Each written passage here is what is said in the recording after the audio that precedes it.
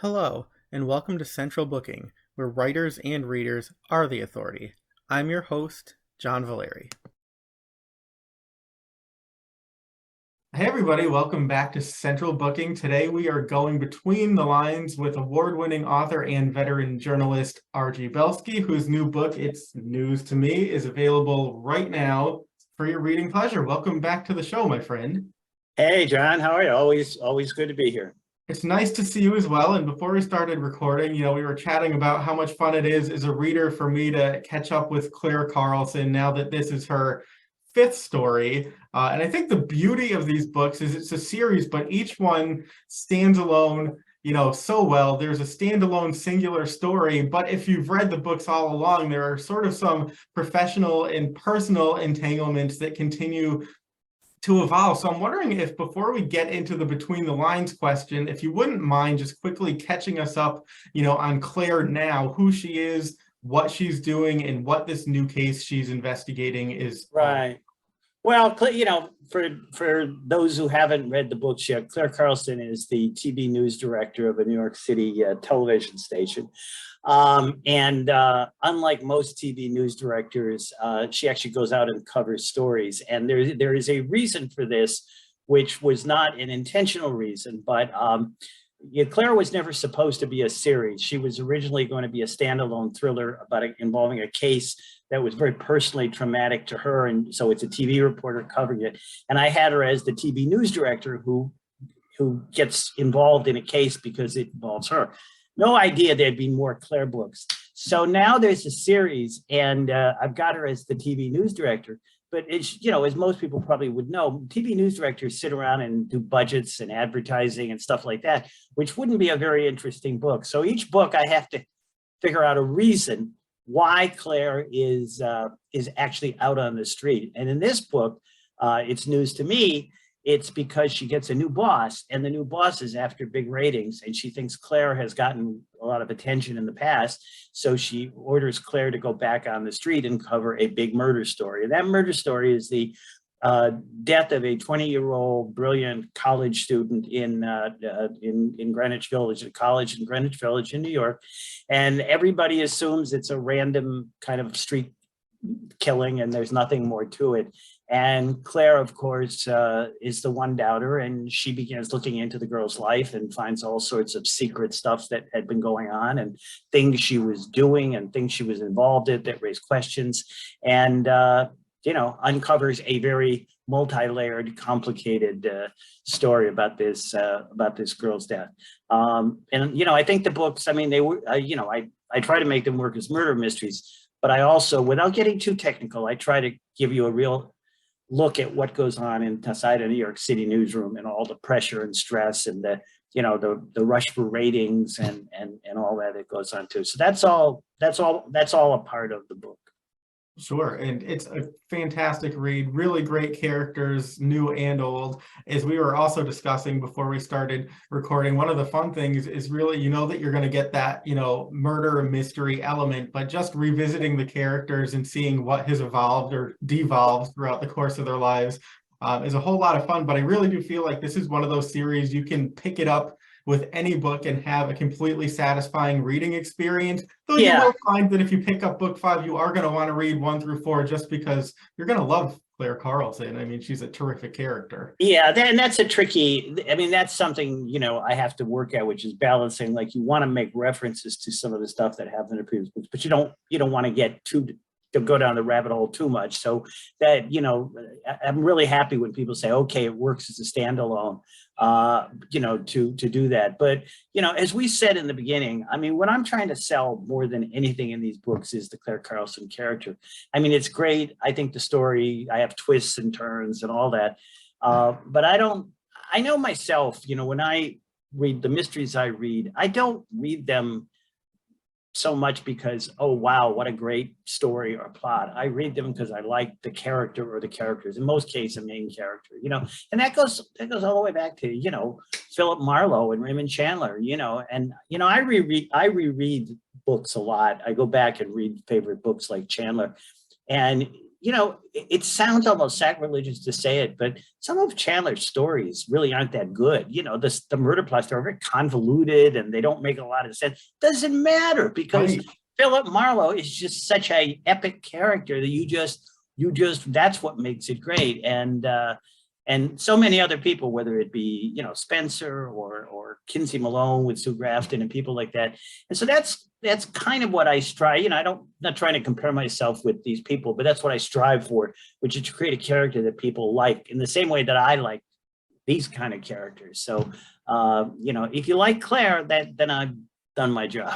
There you go. And I'm finding, you know, there are probably a handful, maybe two handful of characters that I will follow anywhere. And like you said, the story sort of doesn't matter as much sometimes, not that you don't want to provide a great story, but I'm finding that Claire is one of those characters that I will follow her, you know, wherever she goes, whatever she does, because she speaks to me. I think she'll speak to a lot of people. But okay, so we're And gonna.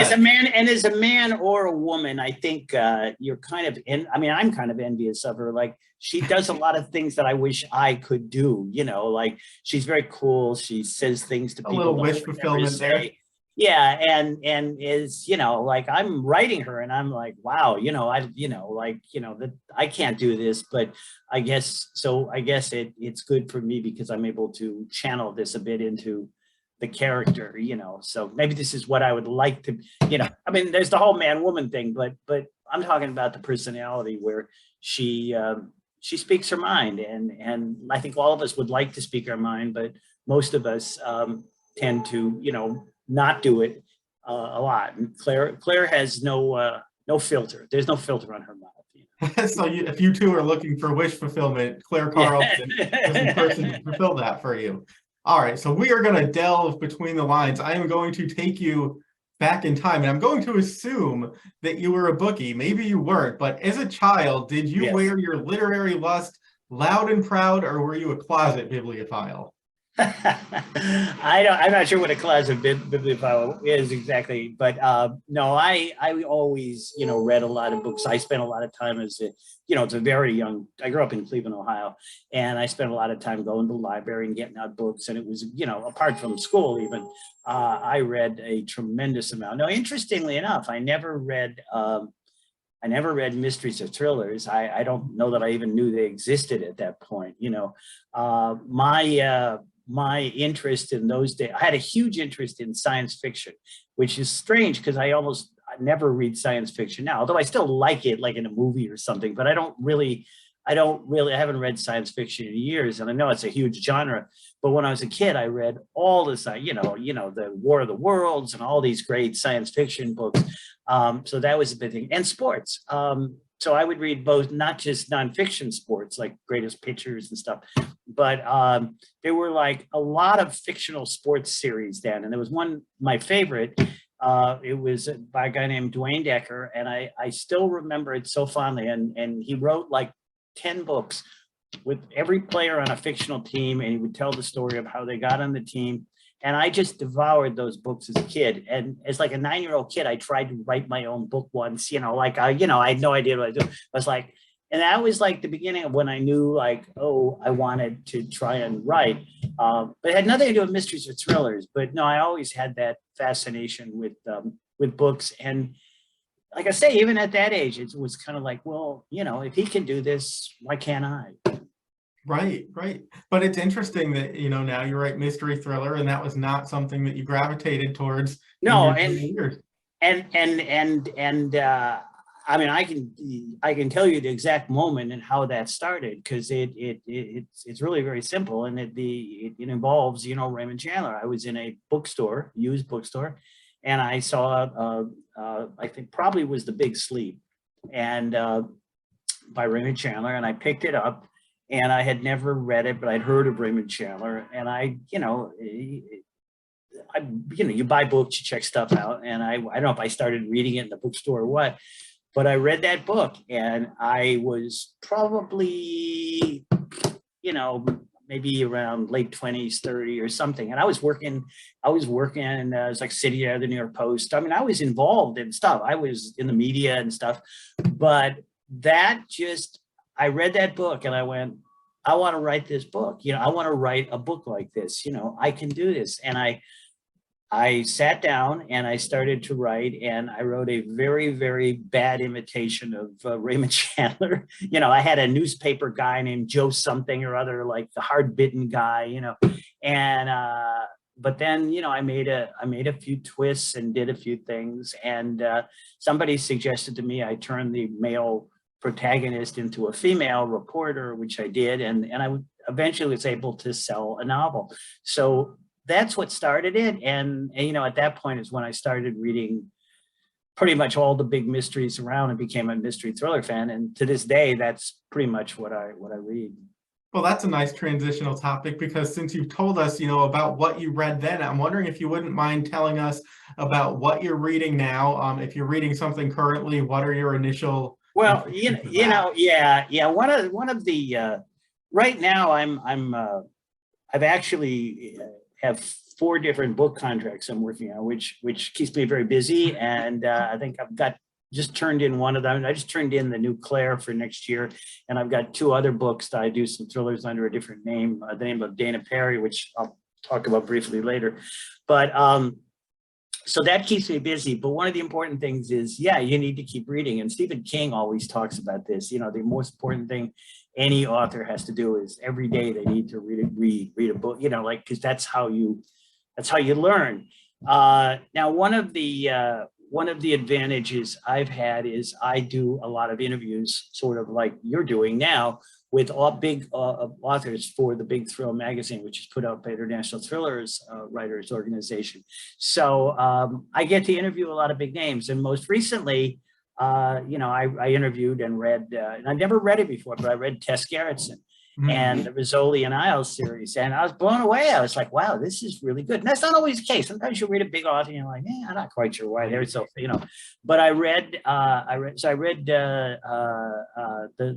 most recent, I'm drawing a blank of the name, but I read the most recent Tess Gerritsen, Rizzoli and Isles. Really liked that. That was recent. And then another person that I'd always heard about, but I'd never really read is Jonathan Kellerman with the Alex Delaware series. And that was really good too. And I got to interview him. I just literally finished a book by a woman named Lisa Regan, who works for Bookitcher, which is a publishing company in England that I work for. And she's got this series about a small town Pennsylvania cop named Josie Quinn. She's written like 14 books, just signed a new contract for 15 new books. It's amazing.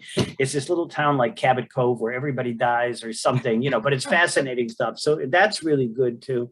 And the other thing I like to do, and we talked about this briefly before I came on, is I like to go back and reread some of my favorite books.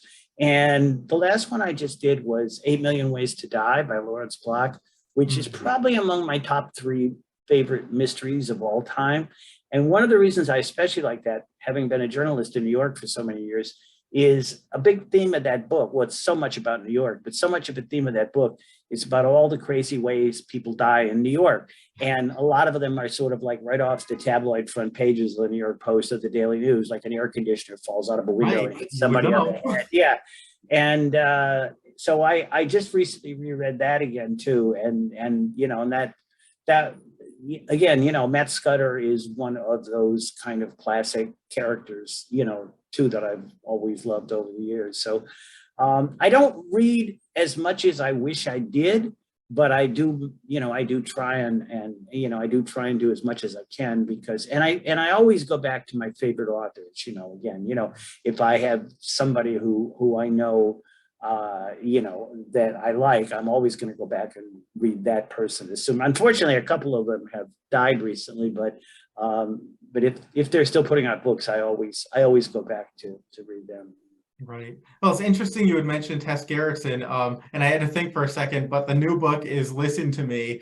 And, yes, Listen to Me, yes. And as I was mentioning with Clare Carlson, Rizzoli and Isles, or just Tess Gerritsen, because she's fabulous, those are characters or an author that I will absolutely follow anywhere. And I feel like if the pandemic did anything good for us, in looking for silver linings as a reader, we got Rizzoli and Isles back from Tess Gerritsen, which was not something she'd anticipated doing. And right. Patricia Cornwell brought Scarpetta back. So I'm like, if nothing else, we got some of our beloved characters and, a little comfort through those familiar people. Well, the thing with the Tess Garrett book, and again, it's the first book that I've ever read by her. The Rizzoli now is the most recent one. But it also has another huge character in that book is Rizzoli's mother, Yep. who plays a huge role in the book. And when I started reading the book, I was kind of like, well, what's the mother doing here? Why is she in this book so much? And it didn't seem to fit with whatever it was going. And then it all comes together, beautifully by the end. And I mentioned that to Tess Gerritsen. I said, yeah, like the beginning, I couldn't figure out where this was all going. And she said, either could I, because she's one of those people who puts it together. And she's like, I didn't even know where I was going. And then I did, yeah,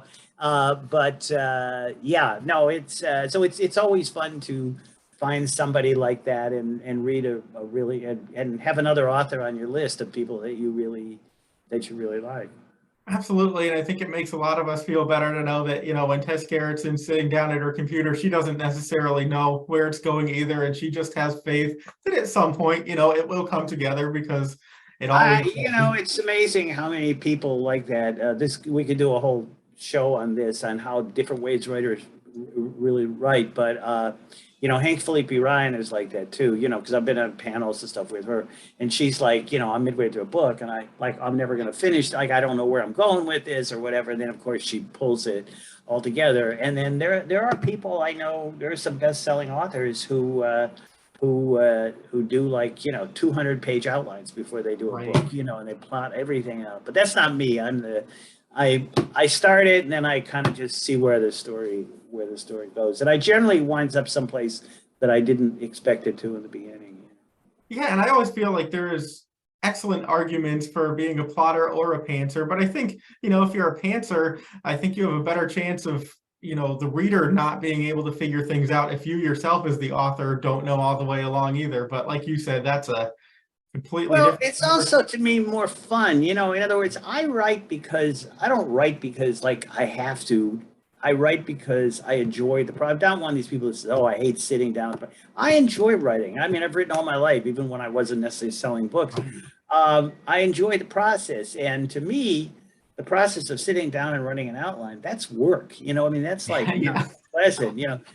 Sitting down and writing a chapter in a book is fun, even if you don't know. And what I've found myself doing a lot in my recent books, including this book, the Clare book, is I sometimes will write it like a director will shoot a movie.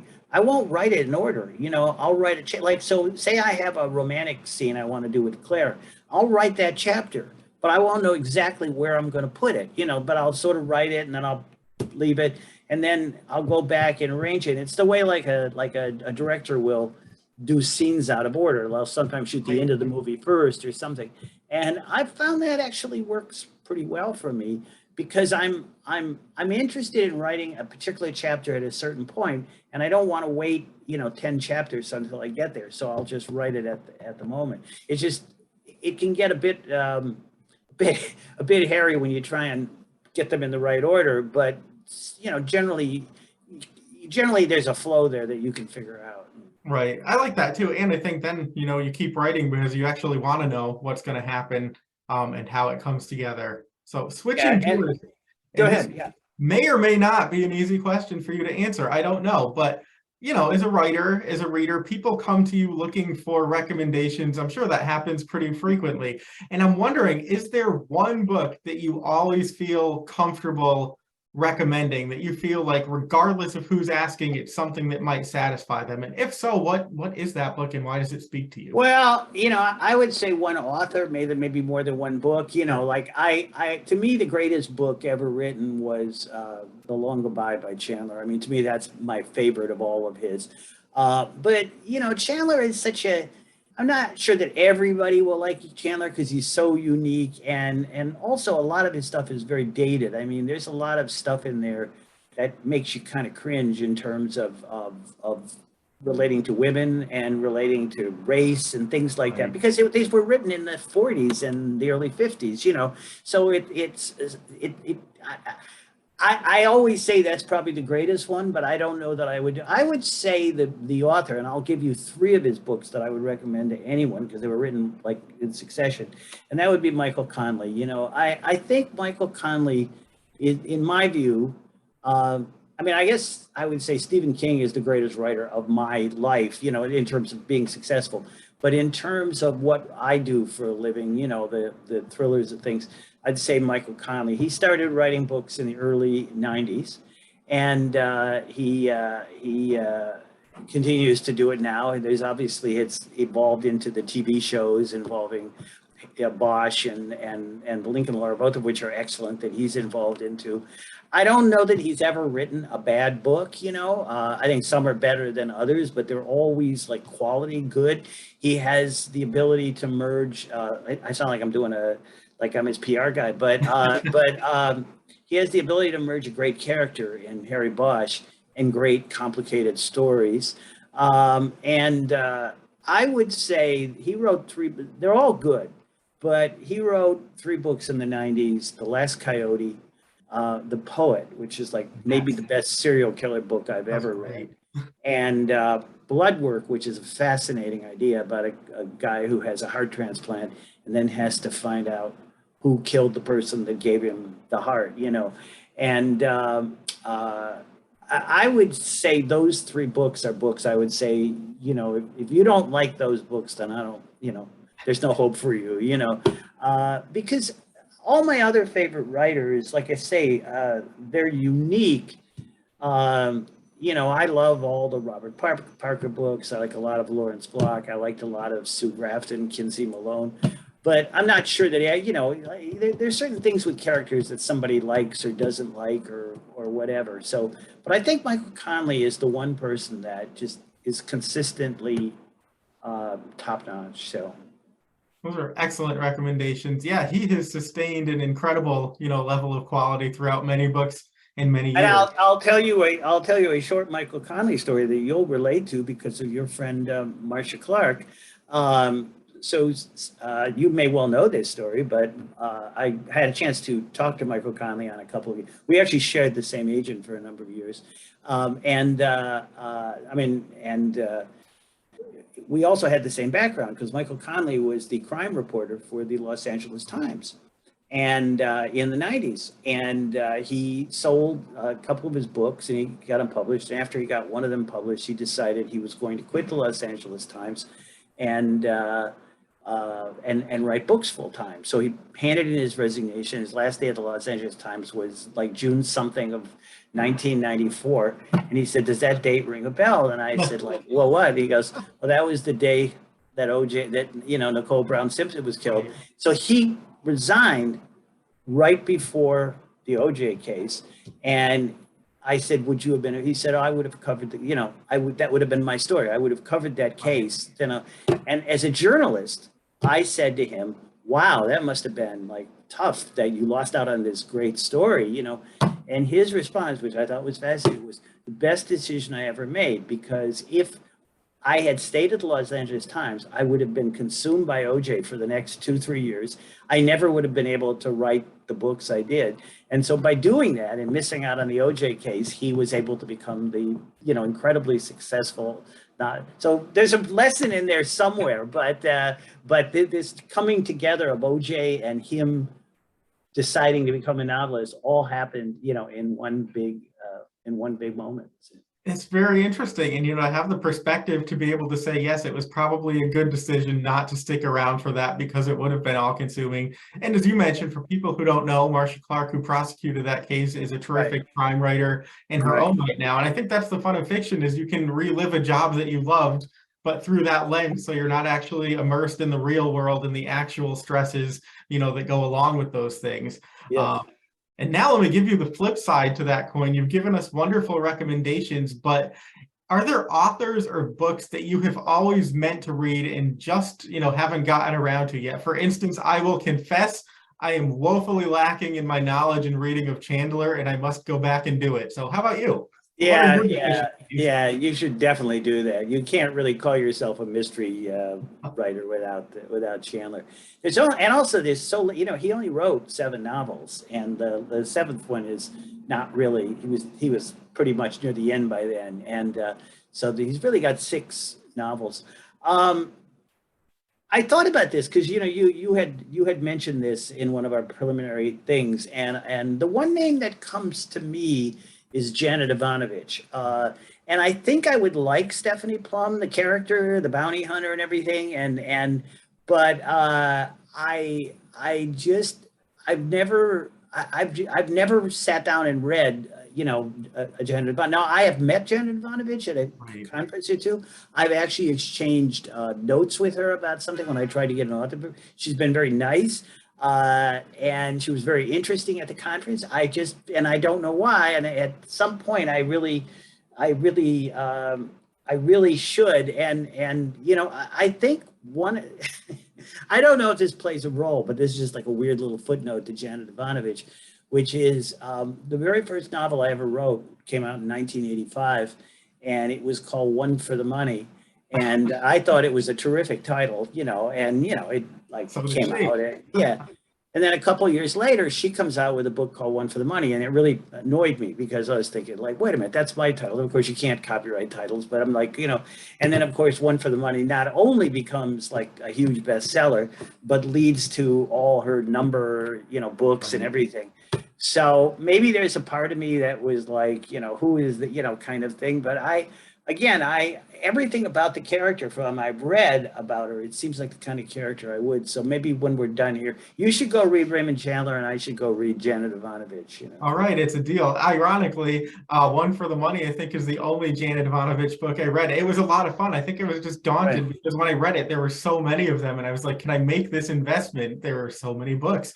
And again, an interesting transitional point, because my next question to you is going to be about your books, because you have now written, several books in different series and even under different names, because you've also written as Dana Perry. So what do you think would be the one book of yours that you would recommend as a starting point for readers? Well,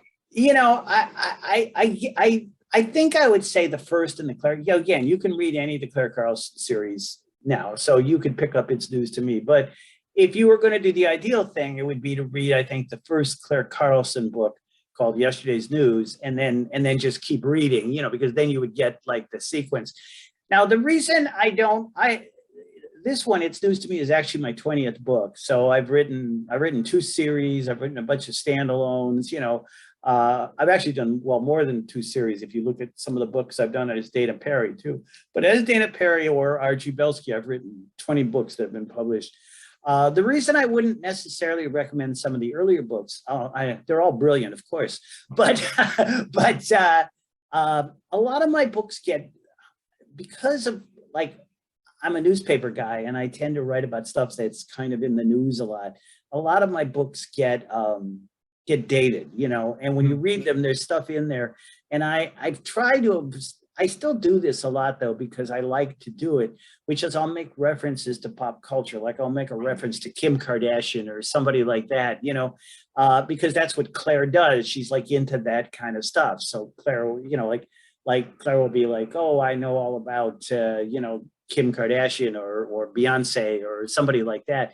And so books that I did back in the 80s or 90s, some of that stuff sounds really, really weird. And I have a book, I did a book back, I think in 1989, I wrote it, and I pick it up now. And the opening is all about Donald Trump. And it's not about Donald Trump as we know him today. It's about Donald Trump, the boy builder back then. And it really kind of is almost jarring, because it's just like, whoa, wait, what are we talking about here?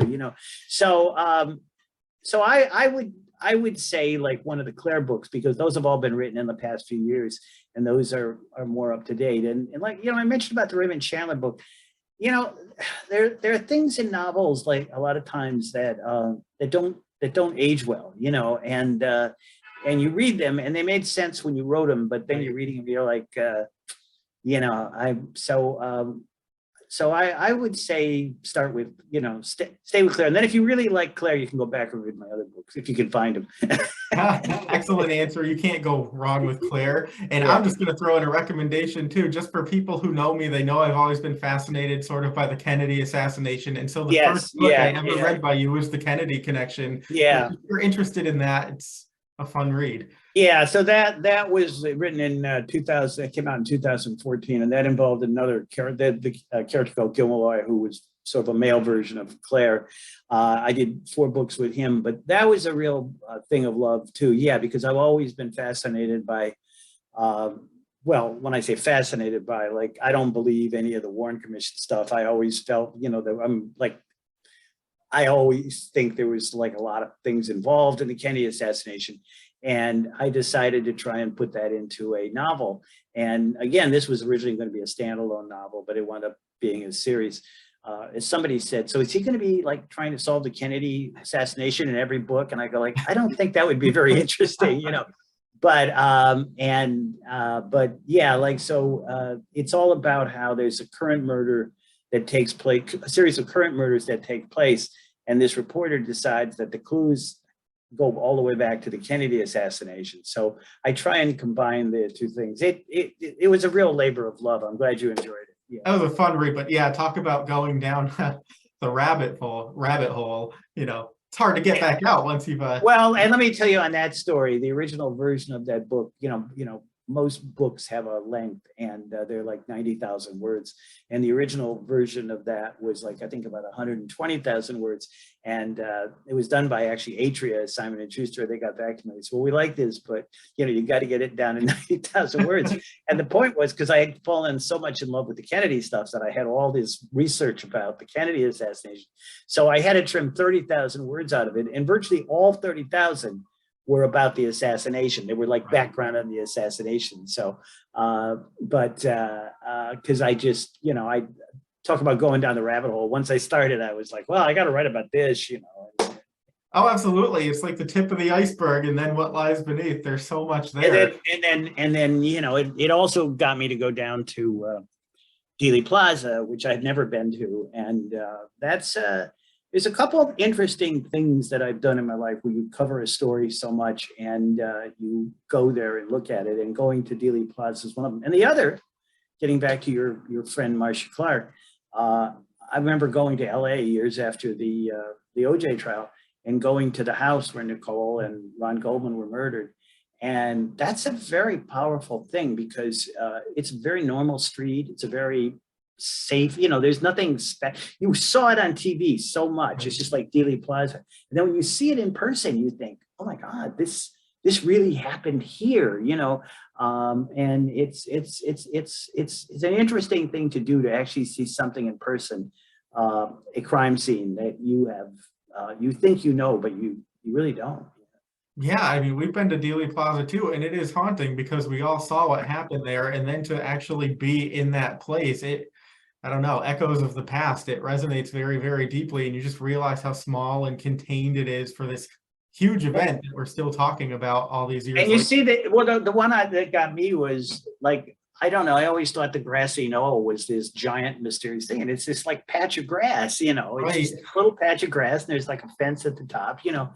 And it with all these things, and with the Nicole house too, they're all so much more ordinary than you expect. You know, you expect it to be something, but it's anyway. Those were two things, real life crime scenes, that I'm very glad I visited, because you know, it gives you just a different perspective on it. Yeah, I'd imagine, and I have not been to, you know, LA or to the Bundy crime scene, but I've heard, you know, once you're there, it's actually so very small and contained that you realize it's just a house, you know, and it's like you're just like, I don't know, like you saw it so much on television, you know, so many scenes of that house and everything that was going on there, you know, that it's just ordinary. Yeah. You know, and so anyway, but it, you know, as a writer, I don't know if it helps the books at all, but it's an interesting thing to do, to see things, you know, like for real, up close. Yeah, I mean, it really does ground them in a different kind of reality. It's one thing to think you know something, but to actually experience it in the place is something else. Well, when I went to Dallas, I went to 3 places. I went to Dealey Plaza, and then I went to Oswald's house, you know, the rooming house where he stayed. And then I tried to walk from the rooming house to the theater where he was caught, the Texas Theater. And it was interesting because one of the things has always been that he didn't have time to get to where, and I went to where Tippett was shot too. Right. And, you know, I walked pretty fast and I couldn't do it in time, you know, and which always makes me think that the timeline didn't make sense of what he, that he supposedly left his house, shot Tippett, then went to the theater. So it's, I mean, look, you have to be in a Kennedy assassination buff, I guess, like me, to really do that. But it was a hell of a tour to go to all the spots where that I'd read about all my life in Dallas. A little upsetting too, but still, I think we took the same tour because we did that. that. Oh, did you do that too? Yeah.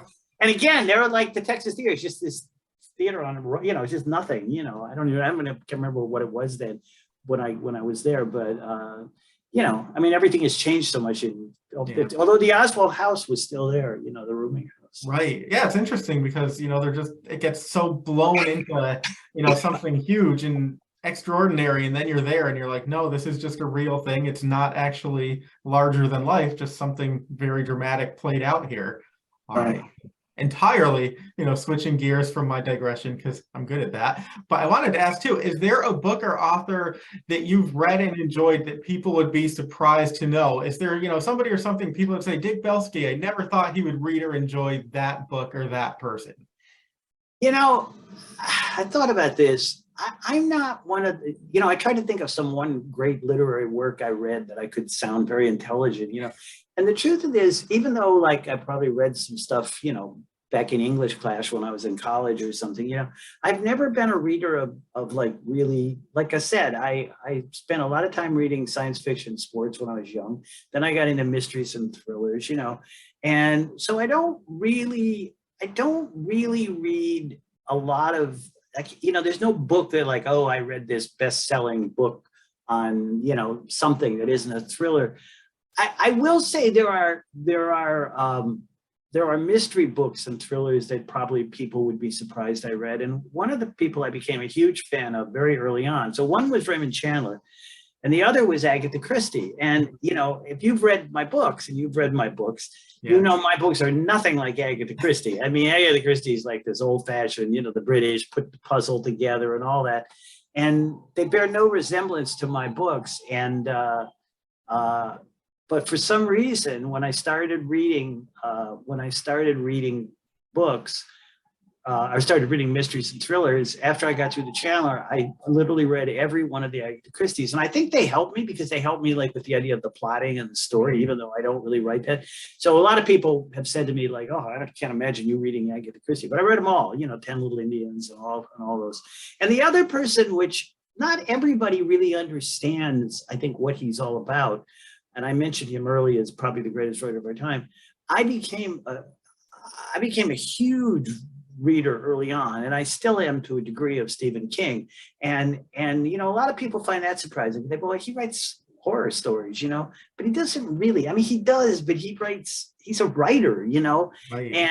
and some of the stuff he does is pure horror. I mean, I thought Salem's Lot was one of the most incredible books I ever read. Terrified the hell out of me. I was reading it in some old house in New England. I was like scared to death, which is great when a writer can do that. I'm looking around at the windows, and and I read, all, The Dead Zone and all those books he wrote back then. And look, there's no way to read everything that Stephen King writes because he's so prolific. But I just read not long ago, he wrote an actual thriller called Billy Summers. Right. And it was really good, like as a thriller, just as a thriller. And I just have always felt that Stephen King was probably one of the biggest people that helped form me as a writer, just because of his dedication to the craft and how great he was. And again, when I mention that to people, a lot of people just think of Stephen King as like, I mean, I don't want to say like a hack, but people are like, oh, he just writes these stupid horror. Not. I mean, he's a great, great writer on many levels. And yes, he writes about horror, but he writes about other stuff too, So, but I guess, so there's nothing really startling of the people I've read. And I'm embarrassed sometimes when people will talk about some classic books and I'll be like, yeah, I've never read That's those. me. Yeah. But I'm like, I think that's half the fun of reading is you discover what you enjoy. And if you have a love for it, great. But why make yourself suffer through things that don't speak to you? I think that's probably why a lot of people stop reading is because they're made to read things that don't speak to them. Well, in terms of great novels, well, a lot of people, like Raymond Chandler was a big advocate of this, which was that a lot of people think, well, a mystery can't be a great novel, but it can be, and Chandler was a big person saying, well, like my books are the equivalent of, of great literary works, and I think they were. And another person who felt this way was Sue Grafton. And Sue Grafton, I heard her speaking once at a conference, and she was talking about this, how people are always telling her, well, why aren't you reading or writing like real novels? Why are you wasting time on these mystery stuff? Why do you do real novels? And she said something, and I can't say it as eloquently as she did, but it was basically, she said, I picked up a real novel one day and decided I would try and read it.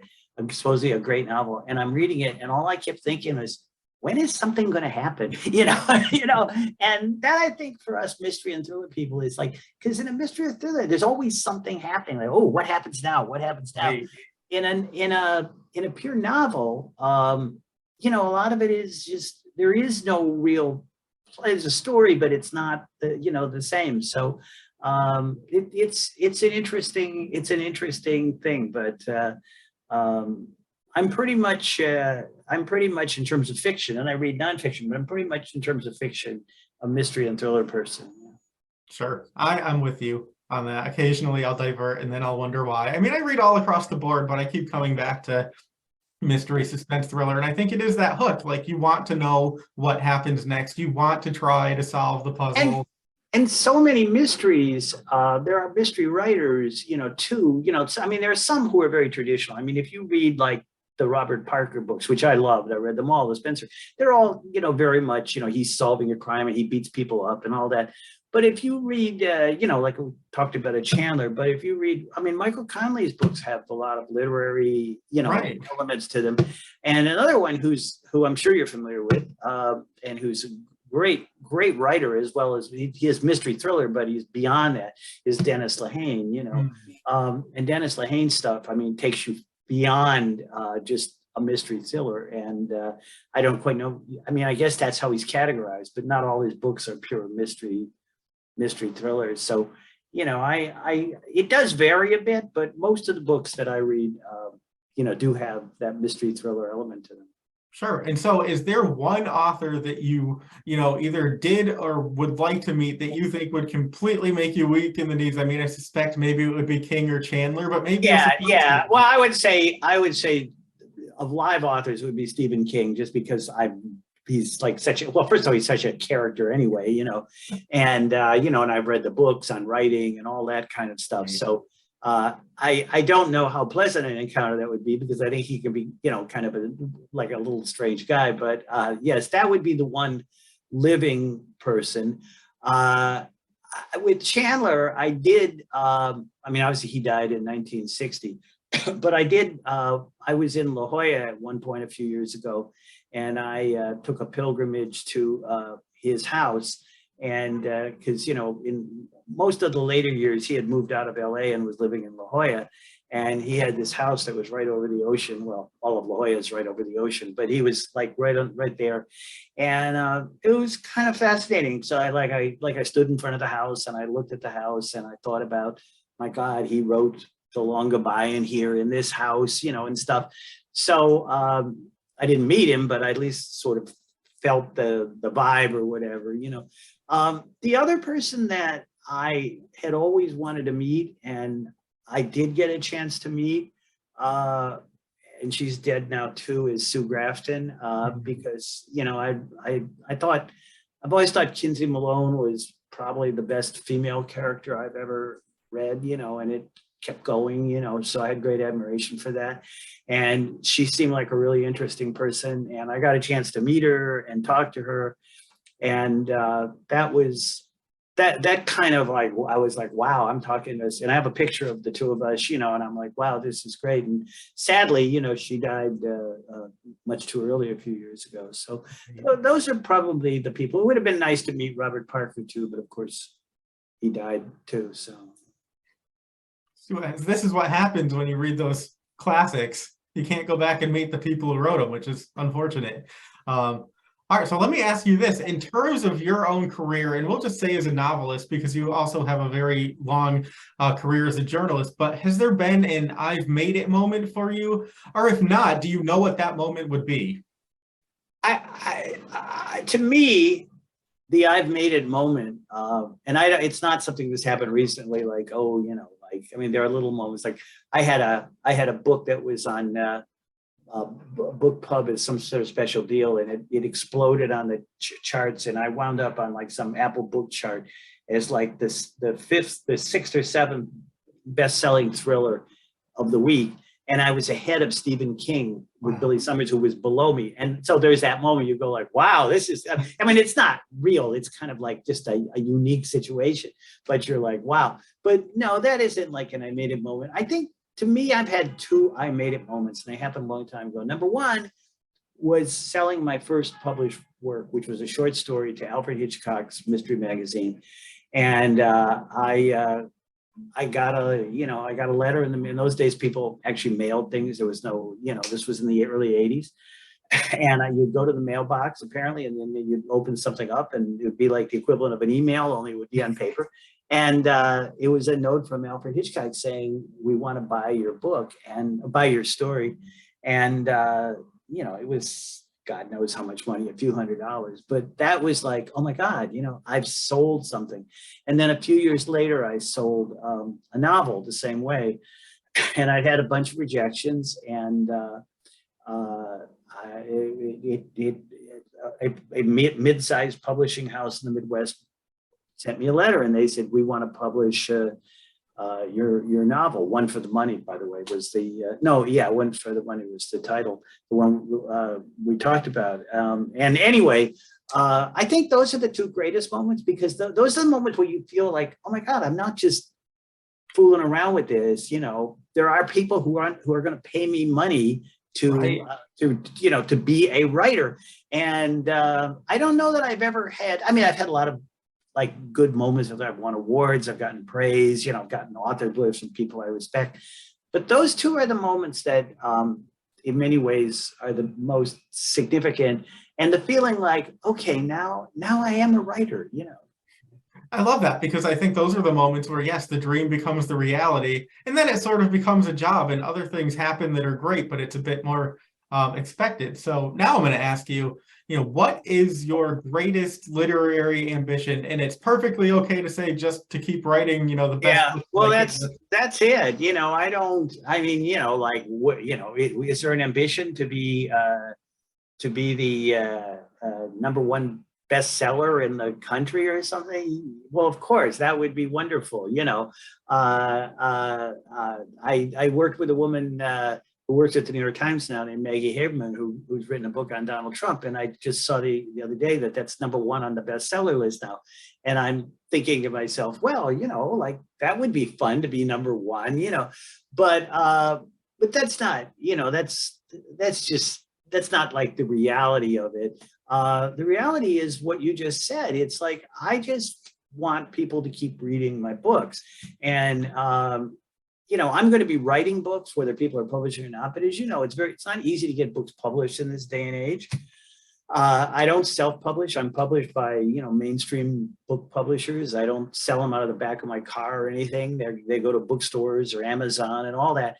So I'm part of the book industry, and it's like important to keep doing that. And like I said, this is my 20th book, and I want to keep reaching as many people as possible, and not just publishing them, but having more and more people buy them. Again, not just, hey, it's nice to get the money, but also just to have people like you then go out and say, wow, I really like spending, 3 or 4 hours with Claire. That's a great feeling. So I think that's kind of my ambition. Be nice to have somebody do a TV show or a movie, and I've come close on a couple of those, but like everybody does, and you think, wow, that could have been, but that's all real pie in the sky stuff, and there's so much luck involved. So I just try and keep writing and hoping enough people are reading them and enjoying them to keep doing it. It's a noble pursuit. I like it. All right, two more questions for you, and then I will let you get back to, those 4 books you have to write. But I'm wondering if you can tell me in general terms, how has your life in reading and writing informed the way you live now? What have books and writing done for you? What haven't they done for you? Well, they're just such a big part of my life that I can't imagine not being a part of it. In other words, like, what do I like? I worked full time for 40 years in the newsroom. I don't work full time anymore, but even when I was working full time, I was writing every day. I would read every day, and I do even more of it now in terms of writing and reading. If I wasn't reading and writing, I mean, there'd be a huge, I mean, I don't go fishing. I don't play shuffleboard. There's a limit to how much, daytime television I'm going to watch, much of my day and my life, certainly in recent years, but really for much of my life, has revolved around the reading and the writing. It's just a big part of what I do. And, there's a lot of people who think, well, that I was a journalist. I spent years at the New York Post, New York Daily News, NBC News, Star Magazine.